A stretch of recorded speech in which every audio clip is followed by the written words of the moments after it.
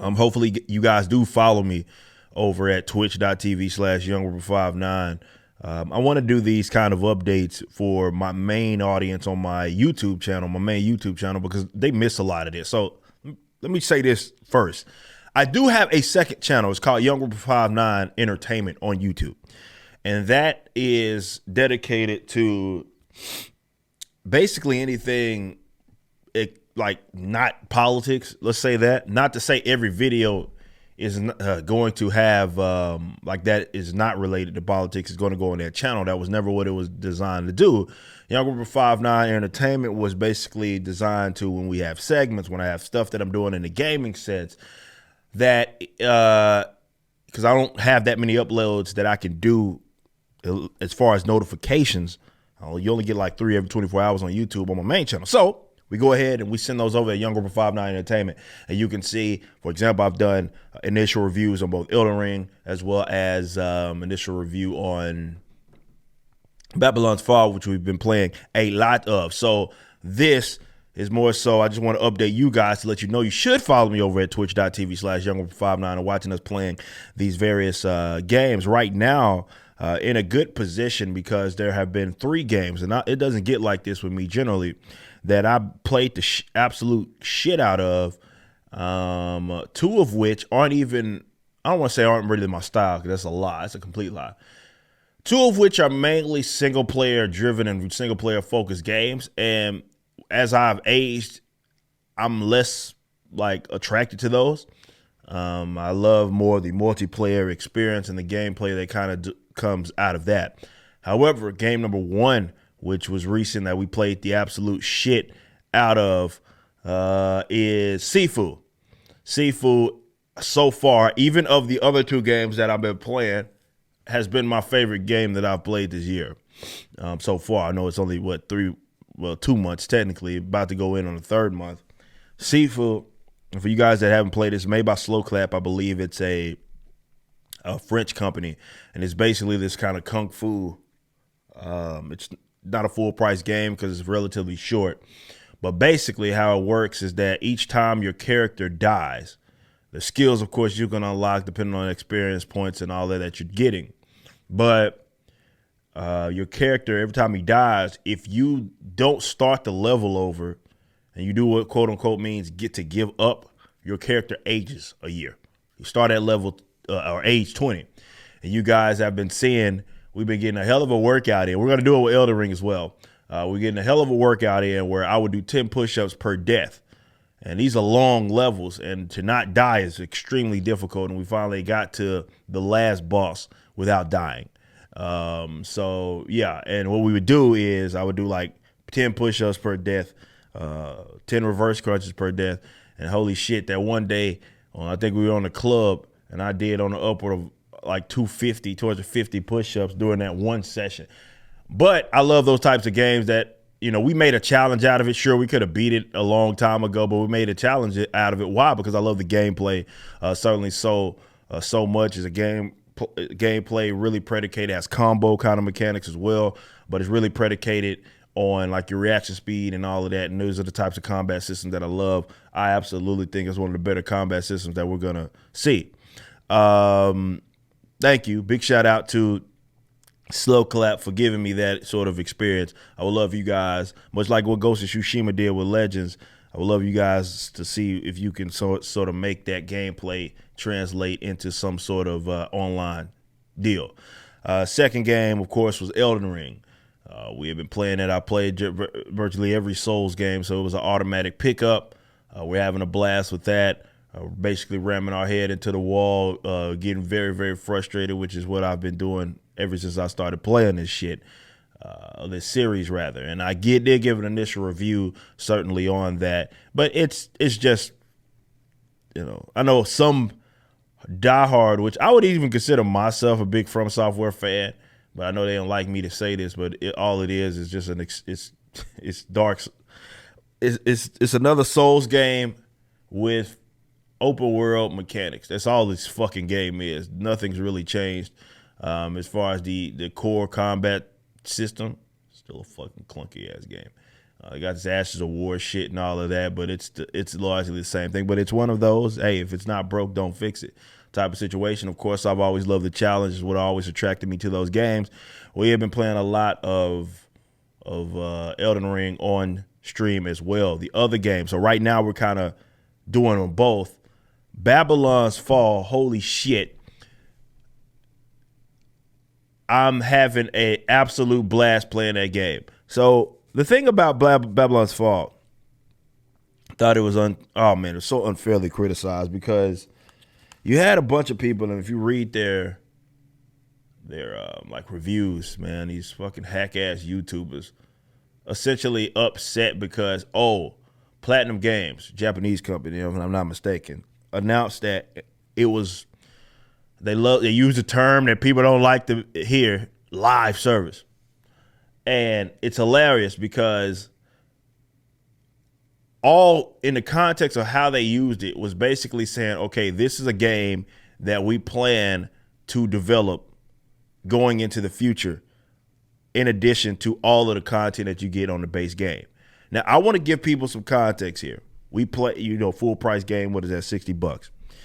I have played 3 straight days, so we have gotten on an upward, and we haven't even completed the story yet. I've gotten on the upward of basically over 20 hours in already on that game, and we have not fucking completed the story yet. That's a full price game as far as I'm fucking concerned. I paid full price for games or slightly less for games that I've beaten in a fucking day that aren't live service, which is the term that people don't like to hear said, because they look at it like, well, that means that the company's leaving shit out of the release, which I'm not saying that some companies don't do that, but it wasn't the case with this. This game has plenty of content as far as the story. So that was one element that I saw some people critical of. But the other, which was stupid, was a bunch of folks upset that basically Platinum Games put out a mainly multiplayer focused game, even though they didn't. Yeah, I think they made Bayonetta and all of that other shit as well.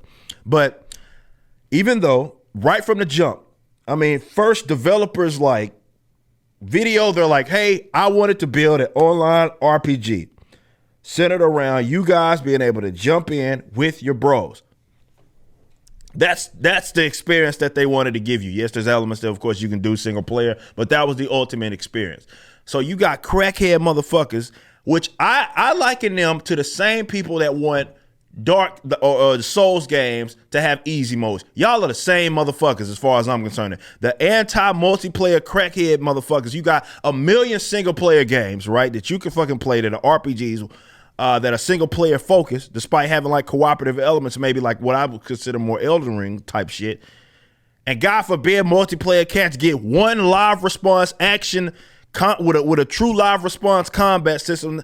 So an online RPG that doesn't have a combat system like these boring ass MMOs have, which put me to goddamn sleep. We get one. We get fucking one. And you got people being hysterical over that because Platinum Games didn't put out another single player game, and I don't want to be forced to play multiplayer because I don't have friends.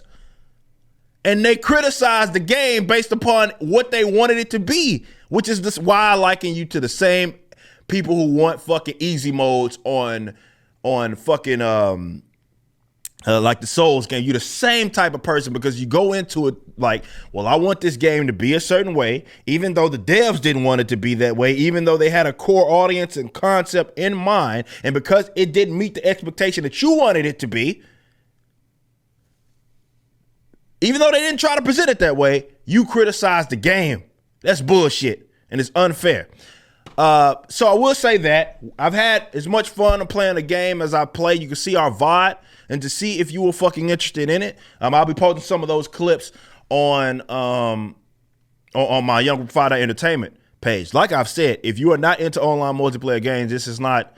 The story's kind of up and down. So if you're one of those trying to be immersed in the story and all, like, that ain't the type of game. This game is strictly driven by two things. It's fucking incredible combat system, as well as the whole working with other people. Like we just now unlock what they deem as this what they call it, this Gideon's coffin is the name of this thing. We just got to the point to where you can unlock, and that changes even more of the gameplay and opens it up to an element. We haven't got to the part to where so you should watch my review because this isn't going to make sense.